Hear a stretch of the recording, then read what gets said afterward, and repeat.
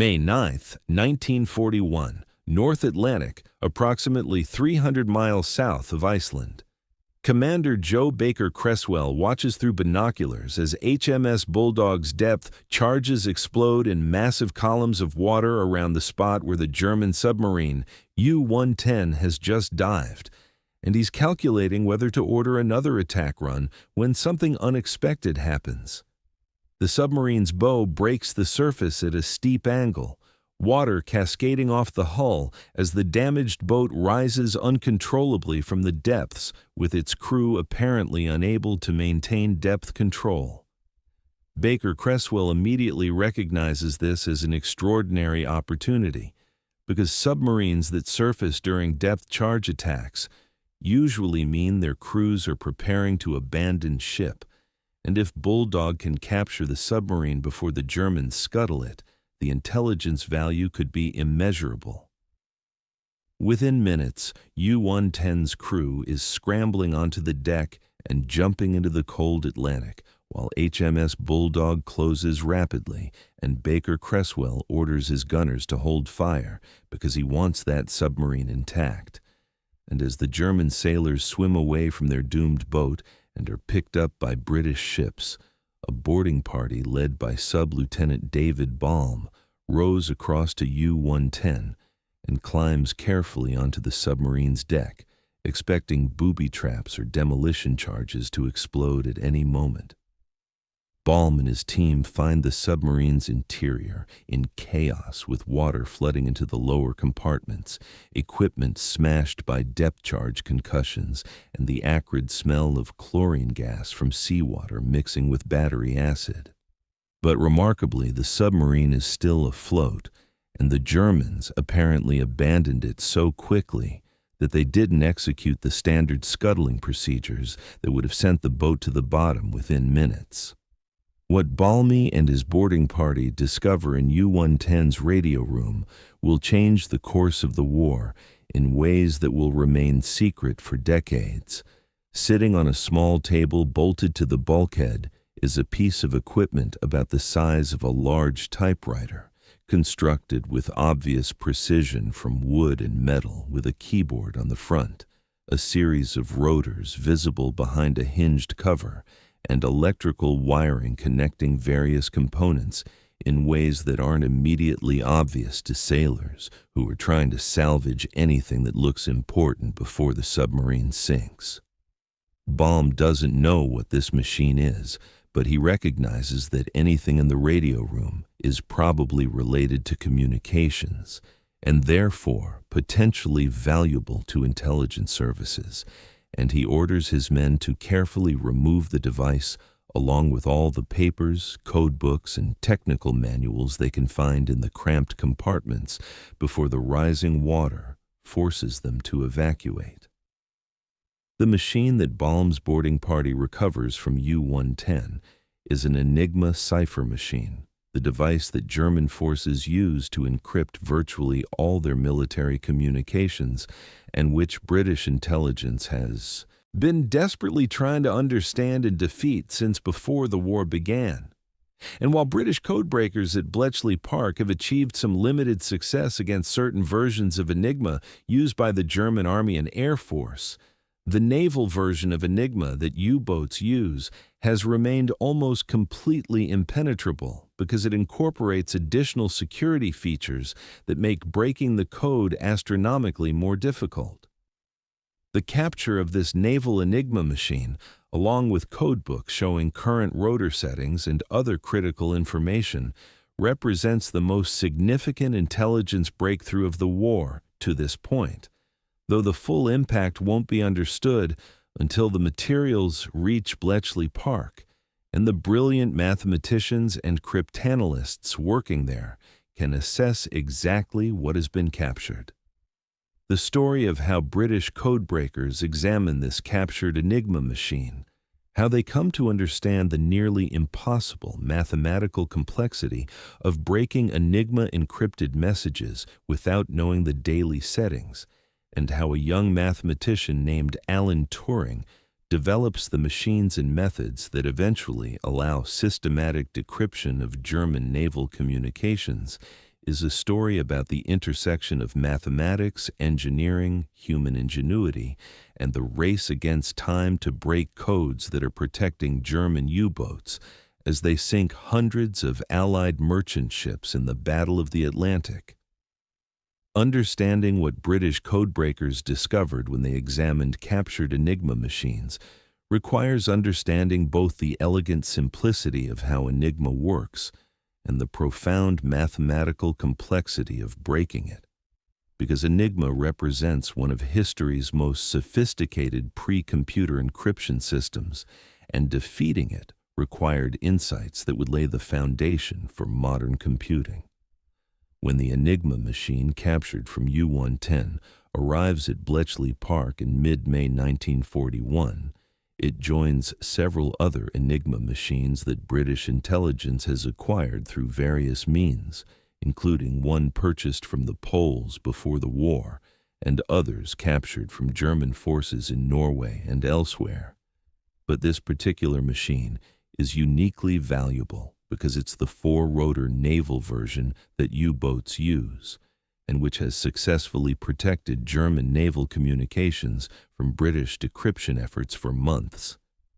The team of mathematicians, linguists, chess masters, and other brilliant minds assembled at Bletchley Park to work on breaking German codes approaches the examination of this naval enigma with intense focus, because they understand that penetrating German naval communications could shift the balance in the Battle of the Atlantic, where German U-boats are currently winning by sinking merchant ships faster than the Allies can replace them. The physical examination of the Enigma machine reveals an encryption device that is ingeniously simple in its basic concept, but devastatingly complex in its implementation, and British cryptanalysts who have been studying Enigma through mathematical analysis and limited decryptions now have the opportunity to examine the actual hardware and understand exactly how the encryption process works mechanically. The machine resembles a portable typewriter in size and general appearance, housed in a wooden case approximately 12 inches wide, 11 inches deep, and 6 inches tall that can be easily transported by one person, and the device is clearly designed for field use by military radio operators who may have minimal technical training and who need to encrypt or decrypt messages quickly under combat conditions. The keyboard at the front of the machine has 26 keys arranged alphabetically rather than in the QWERTY layout used on typewriters, and above the keyboard is a lamp board with 26 small windows, each containing a letter, and these lamps illuminate when letters are encrypted or decrypted to show the operator what the output is. The operator types plain text messages one letter at a time on the keyboard, and for each letter typed, one of the lamps illuminates showing the encrypted letter that should be transmitted by radio. And the reciprocal process works for decryption, where the radio operator types the received encrypted letters and the lamps show the plain text. This interface is simple enough that minimally trained operators can use it, but the complexity lies hidden inside the machine where the actual encryption happens. Opening the hinged cover above the keyboard reveals the heart of the Enigma system. 3 or 4 rotors mounted on a horizontal spindle, each rotor being a disc about 3 inches in diameter and less than an inch thick, with electrical contacts on both sides and internal wiring that connects the contacts in specific patterns. The rotors can be removed from the spindle and reinstalled in different orders, and each rotor has an adjustable ring around its circumference marked with letters or numbers that determines its starting position. And this combination of rotor selection, rotor order, and rotor starting positions creates enormous complexity in the encryption that the machine produces. Each time a key is pressed on the keyboard, electrical current flows through the rotors from right to left, and the rightmost rotor advances one position like an odometer, and after the rightmost rotor completes a full rotation, the middle rotor advances one position, and this mechanical stepping creates constantly changing encryption because the electrical path through the rotors changes with each letter typed. The electrical path doesn't end with the rotors. At the left end of the rotor assembly is a device called a reflector that sends the current back through the rotors from left to right along a different path. And this reflector is the feature that makes Enigma encryption symmetric, meaning that typing an encrypted message on a machine with identical settings will decrypt it without requiring a separate decryption mode. The brilliance of this design is that the same machine with the same settings can both encrypt and decrypt, which simplifies field operations because German radio operators don't need separate encryption and decryption procedures. But the reflector also introduces a subtle weakness that British cryptanalysts will eventually exploit. Because the current must pass through the reflector and return, no letter can ever encrypt to itself, meaning that if the plaintext letter is A, the encrypted letter cannot possibly be A. And this constraint provides information that can help break the code. At the front of the machine between the keyboard and the rotors is another component that adds even more complexity to the encryption. A plugboard or steckerbrett that looks like an old telephone switchboard with 26 sockets marked with letters and a set of cables that can be plugged in to swap pairs of letters before and after the encryption passes through the rotors. The plugboard allows the operator to specify that certain letters should be swapped. So, for example, if the plugboard has a cable connecting A and M, then whenever A is typed, it becomes M before entering the rotors, and the encrypted output then has M and A swapped again before lighting the lamp. And this additional permutation layer vastly increases the number of possible encryption keys, because there are millions of ways to select which letters to swap on the plugboard. British cryptanalysts examining the captured naval Enigma calculate the mind-boggling number of possible settings that the machine can use, and this calculation reveals why Enigma has been so difficult to break even with the brilliant minds focused on the problem at Bletchley Park. The German Navy uses a version of Enigma with 8 possible rotors to choose from, and operators must select 4 of these 8 rotors and install them in a specific order, and this selection alone provides 1,680 possible combinations because the order matters and repetition isn't allowed. Each rotor has 26 possible starting positions determined by the ring setting. And with 4 rotors, this provides 456,956 possible starting position combinations. And when multiplied by the rotor selection combinations, the total reaches hundreds of millions of possible rotor configurations.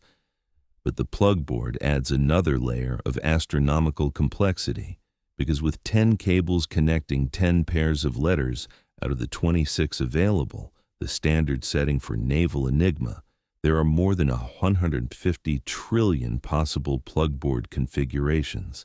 and when this is multiplied by the rotor configurations, the total number of possible Enigma settings reaches approximately 158 quintillion different possible keys.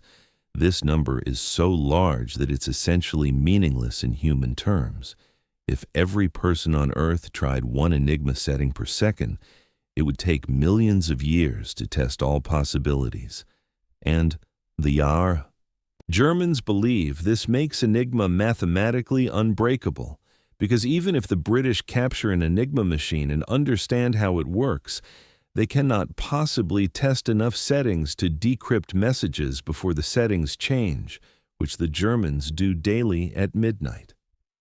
The examination of the captured Enigma machine and the materials recovered from U-110 confirms what British cryptanalysts have understood theoretically, that breaking Enigma through brute force testing of all possible settings is impossible, and that any successful attack on Enigma must exploit weaknesses in how the system is used, rather than attempting to overcome its mathematical strength through exhaustive search. The codebooks recovered from U-110 are immediately valuable because they show the daily rotor settings, rotor orders, ring settings, and plug board configurations that U-boats are currently using. And this allows Bletchley Park to read German naval traffic for the period covered by the captured codebooks. But once the Germans issue new codebooks or realize that U-110's materials have been captured and change their procedures, the advantage will disappear unless British cryptanalysts can find ways to break Enigma systematically without needing captured settings. This is where Alan Turing's genius becomes crucial to the British code-breaking effort, and understanding what Turing achieves requires understanding both his brilliant mathematical insights and his practical engineering solutions to implementing those insights in machines that can process the calculations fast enough to be useful. Turing arrived at Bletchley Park in 1939, shortly after war was declared, recruited from Cambridge University, where he had already established his reputation as one of Britain's most promising young mathematicians through his work on computability and his theoretical description of what would later be called the Turing machine, a conceptual device that could perform any calculation that could be precisely described by an algorithm. At Bletchley Park, Turing is assigned to Hut 8, the section responsible for attacking German naval Enigma, and he approaches the problem with a combination of pure mathematical analysis and practical engineering that will revolutionize cryptanalysis.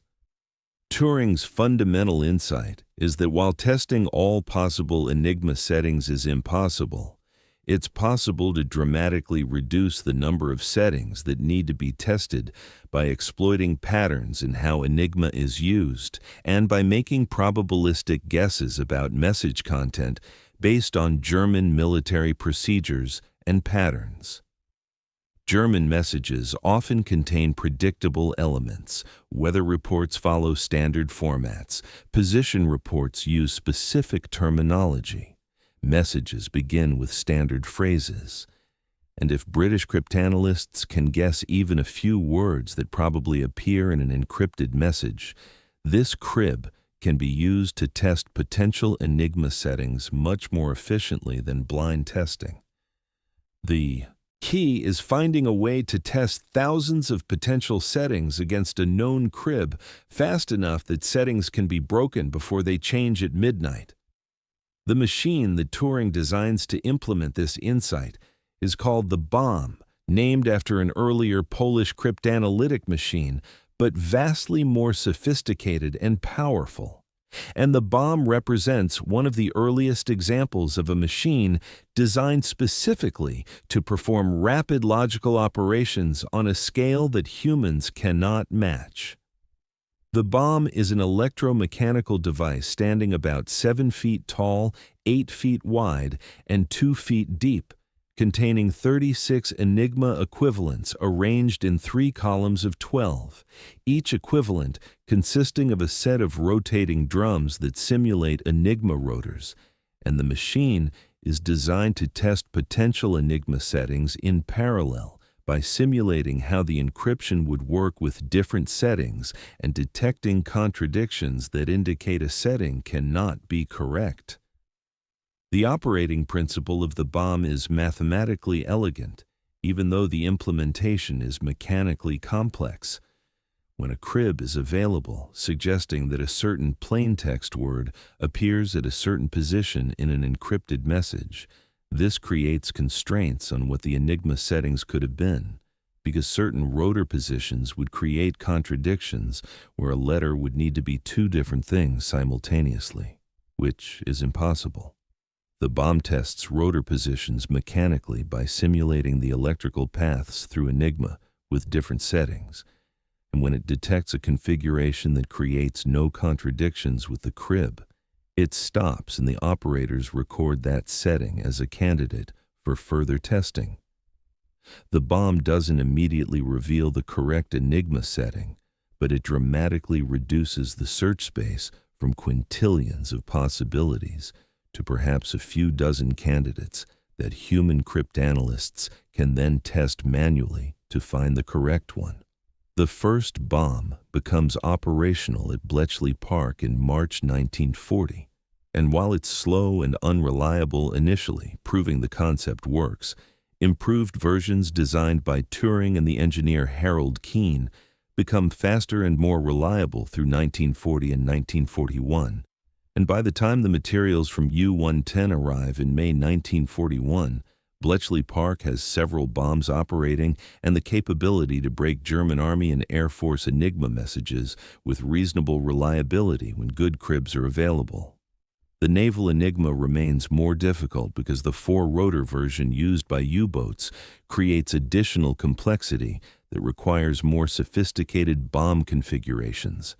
But the captured materials from U-110 provide several months of German naval traffic that can be decrypted using the captured codebooks, and this traffic allows British cryptanalysts to study German naval message formats, identify reliable cribs, and develop techniques for attacking naval Enigma once the captured codebooks expire. The intelligence value of breaking German naval Enigma becomes immediately apparent when Bletchley Park begins reading U-boat communications systematically in mid-1941, using the captured codebooks and later using bomb-based cryptanalysis. And the decrypted messages reveal German submarine dispositions, planned patrol areas, rendezvous points for refueling, and reports of convoy sightings that allow the British Admiralty to route convoys around known U-boat concentrations and to vector anti-submarine forces toward U-boats whose positions are revealed by their own radio transmissions. The impact on the Battle of the Atlantic is dramatic. In the second half of 1941, after systematic naval Enigma decryption begins, Allied shipping losses to U-boats decline substantially, while German submarine losses increase as British forces are increasingly able to locate and attack U-boats whose positions are betrayed by their encrypted radio messages. The Germans never realize that Enigma has been broken because British security around the ultra-secret, the code name for intelligence derived from Enigma decryption, is extraordinarily tight, and elaborate procedures are implemented to ensure that German intelligence cannot determine that their codes have been compromised. When ultra-intelligence reveals U-boat positions, British forces never attack immediately, but instead send reconnaissance aircraft to discover the submarines, providing a plausible explanation for how they were located, and when convoys are rerouted based on ultra-intelligence showing U-boat patrol areas, the British invent cover stories about increased radio direction finding capabilities or improvements in radar that might explain how they're locating submarines. The deception is so successful that German Navy cryptographers repeatedly investigate whether Enigma might have been compromised, and they consistently conclude that the mathematical security of the system makes breaking it impossible, and that Allied successes must be due to other intelligence sources. The examination of captured Enigma machines continues throughout the war, as British forces capture additional examples from submarines, surface ships, and land installations, and each capture provides opportunities to examine different variants and to verify that British understanding of how Enigma works remains accurate as the Germans make modifications and updates to the system. In February 1942, the Germans introduce a new four-rotor Enigma variant for U-boats that creates an immediate crisis at Bletchley Park because the additional rotor multiplies the complexity by a factor of 26, and the existing bombs cannot handle four-rotor Enigma efficiently. creating a 10-month blackout period when German naval traffic cannot be read and Allied shipping losses spike dramatically as U-boats operate without British intelligence being able to track them through decrypted communications. The crisis is eventually resolved through a combination of mathematical innovation and additional captured materials. In October 1942, British forces capture U-559 in the Mediterranean and recover new codebooks along with the 4-rotor Enigma settings. And Turing develops mathematical techniques that allow the bombs to attack 4-rotor Enigma more efficiently. And by December 1942, Bletchley Park can again read German naval traffic systematically, and Allied shipping losses decline immediately as convoy routing and anti-submarine warfare become effective again.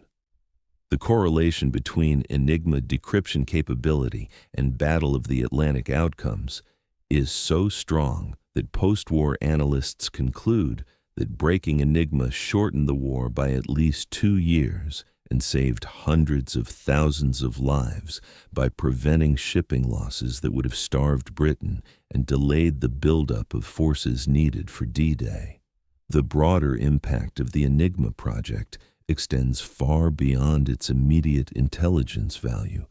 because the techniques and technologies developed at Bletchley Park lay crucial groundwork for the post-war development of electronic computing, and Turing's theoretical work on computability and his practical experience designing and using the bombs inform his post-war work on computer design and artificial intelligence. The bomb is not a computer in the modern sense. It's a special-purpose electromechanical device designed for one specific task. But it demonstrates the principle that machines can perform logical operations faster and more reliably than humans. And this demonstration inspires Turing and others to envision general-purpose computing machines that could tackle many different types of problems, not just cryptanalysis.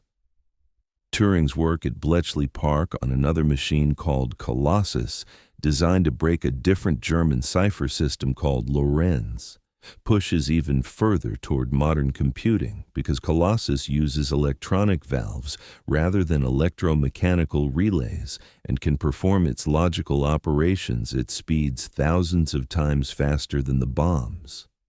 Colossus is arguably the world's first programmable electronic computer, predating American machines like ENIAC by more than a year, though Colossus's existence remains classified until the 1970s and therefore doesn't receive the historical credit it deserves for being a computing pioneer. The combination of Turing's theoretical understanding of computation and his practical experience building machines to perform complex logical operations at Bletchley Park makes him uniquely qualified to design post-war computers, and his designs for the ACE computer and his work on the Manchester Mark I establish many of the principles that underpin modern computing. The examination of captured Enigma machines also reveals details about German industrial capabilities and manufacturing priorities, because the machines are precision devices requiring skilled labor and careful quality control. And British analysts note that Germany is devoting substantial resources to producing tens of thousands of Enigma machines for military use, despite the war placing enormous demands on German industry for weapons and equipment. The decision to standardize on Enigma for virtually all military communications represents a significant commitment to secure communications, and the fact that Germany maintains this commitment even when resources are scarce demonstrates how seriously German military leadership takes communication security, ironically making the system's compromise even more valuable to the Allies, because the Germans never seriously consider that Enigma might be broken, and therefore never implement fallback encryption systems. The human cost of breaking Enigma includes the toll it takes on the brilliant minds working at Bletchley Park under conditions of extreme secrecy and pressure. And Alan Turing in particular suffers from the isolation and stress of work that he can never discuss with anyone outside the highly restricted circle of people with ultra-clearance. Turing's homosexuality, which he makes no particular effort to conceal despite it being illegal in Britain, creates additional stress as he navigates a society that considers his sexuality criminal even while relying on his genius to help win the war. And the contradiction between being valued for his mind while being persecuted for his identity creates psychological burdens that will ultimately prove tragic. The war ends in May 1945 with Germany defeated and the ultra-secret still intact, and the British government decides that Enigma decryption must remain classified indefinitely because the Soviet Union and other potential adversaries continue using Enigma machines or similar rotor-based cipher systems that they purchased or captured from Germany. And British intelligence wants to continue reading these communications without the targets knowing their codes are compromised. This decision means that the thousands of people who worked at Bletchley Park cannot discuss their contributions to victory, cannot receive public recognition for their work, and must watch as historians write accounts of the war that omit the crucial role that ultra-intelligence played in Allied success, because the truth remains hidden behind classifications that won't be lifted for decades. For Alan Turing, the post-war years bring continued brilliant work on computing and artificial intelligence, including his famous 1950 paper proposing what becomes known as the Turing test for machine intelligence, but they also bring persecution that destroys him. In 1952, Turing is prosecuted for homosexuality after reporting a burglary at his home leads to questions about his relationship with another man.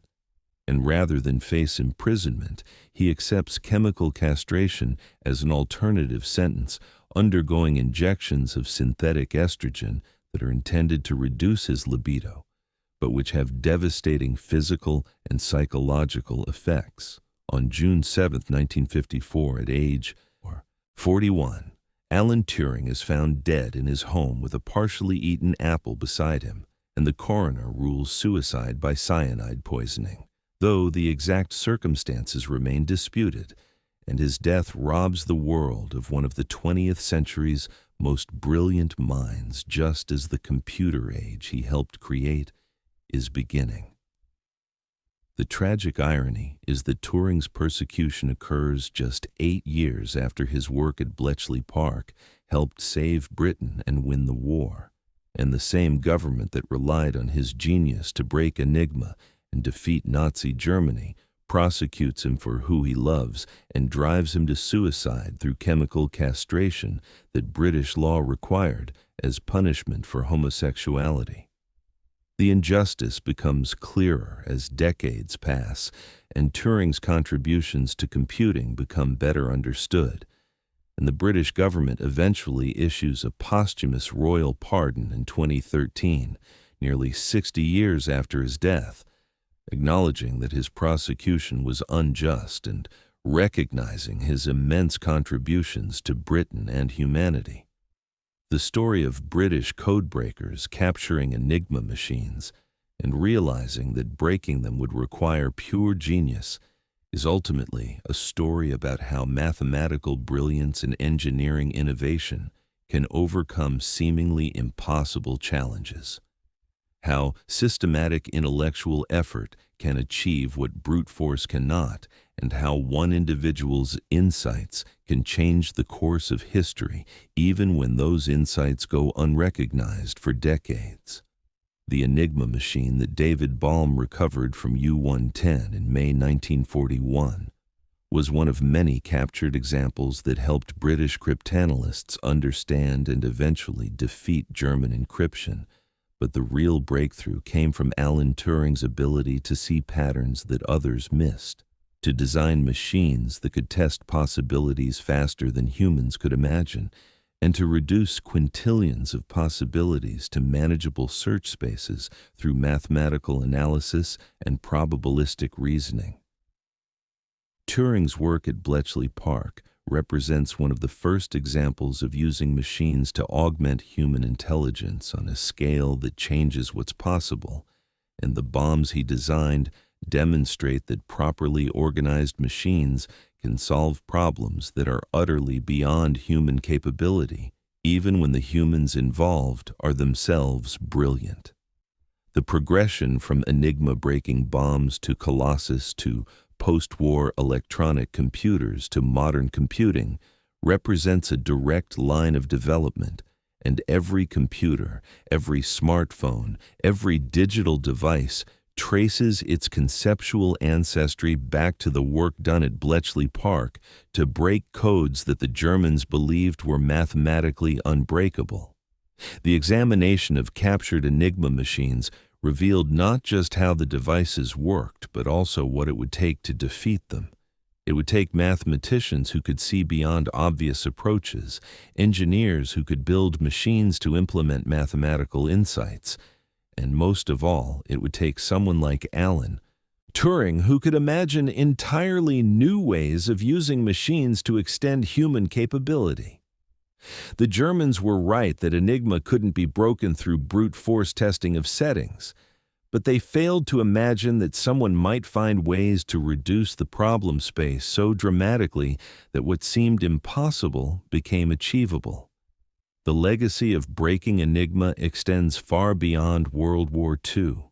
because the techniques and technologies developed to defeat German encryption laid foundations for modern computing, cryptography, and information security.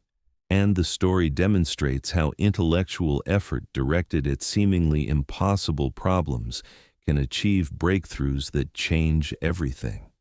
Alan Turing's tragic death at 41 robbed the world of decades of additional contributions he might have made to computing and artificial intelligence. But his work-breaking Enigma and his theoretical contributions to computing ensure that his influence continues shaping the digital age